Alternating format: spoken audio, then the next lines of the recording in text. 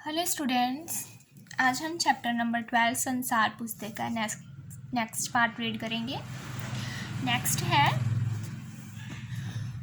तुम्हें ज़बान उर्दू, हिंदी या अंग्रेजी सीखने के लिए तुम्हें उनके अक्षर सीखने होते हैं।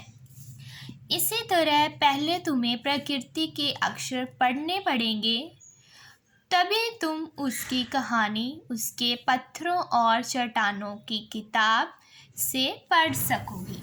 वे कहते हैं कि अगर हमें कोई भी भाषा सीखनी हो, हिंदी, उर्दू, अंग्रेजी, तो उसके लिए हमें सबसे पहले उसके अक्षरों को सीखना पड़ता है। जैसे अगर हम पंजाबी भी सीखते हैं, इंग्लिश भी सीखते हैं, तो सबसे पहले हम इंग्लिश में ABC और हिंदी में क ख ग, पंजाबी में उड़ाड़ा करते हैं। तो इसके लिए इसी तरह प्रकृति के भी कुछ अक्षर होते हैं जो हमें पढ़ने पड़ेंगे, तभी तुम उसकी कहानी को पत्थरों और चट्टानों की किताब से पढ़ सकोगी।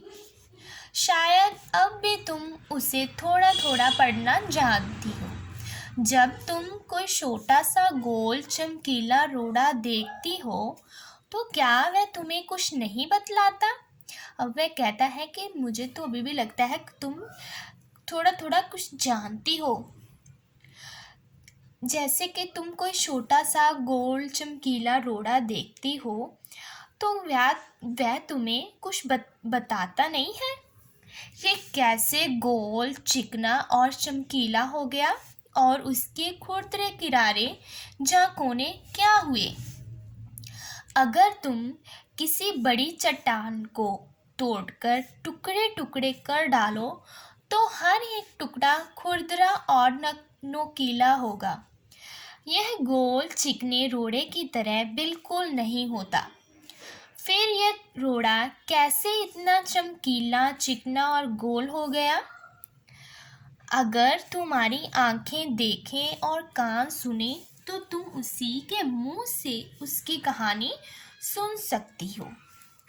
अब वे कहते हैं कि ये हमें ही देखना पड़ता है, हमें ही प्रकृति को पढ़ना आना चाहिए कि जैसे एक गोल चमकीला रोड़ा है कि वह हमें खुद ही बताता है कि कैसे वह इतना गोल, चिकना, चमकीला हो गया और उसके ये खुरदरे किनारे क्या हैं।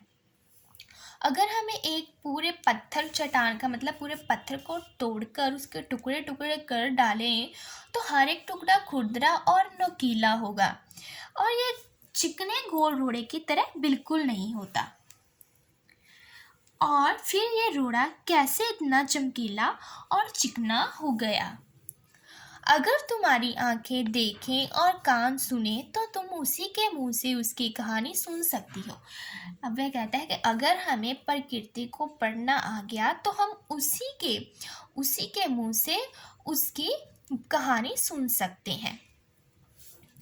वह तुमसे कहेगा कि एक समय जिसे शायद बहुत दिन गुजरे हों, वह भी एक चट्टान का टुकड़ा था।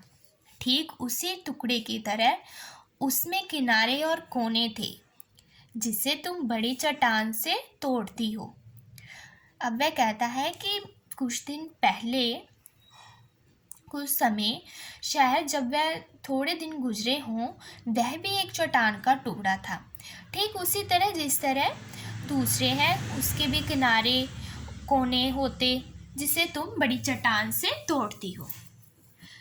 शायद वह किसी पहाड़ के दामन में पड़ा रहा, तब पानी आया और उसे बहाकर छोटी घाटी तक ले गया।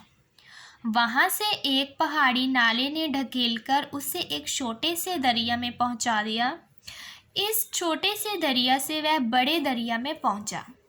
इस बीच वह दरिया के पेंदे में लुढ़कता रहा, उसके किनारे घिस गए और वह चिकना और चमकदार हो गया। इस तरह वह कंकड़ बना जो तुम्हारे सामने है। ठीक है, यहीं तक हम मैच रीड करेंगे। नेक्स्ट क्लास में नेक्स्ट पार्ट करेंगे। Okay, thank you.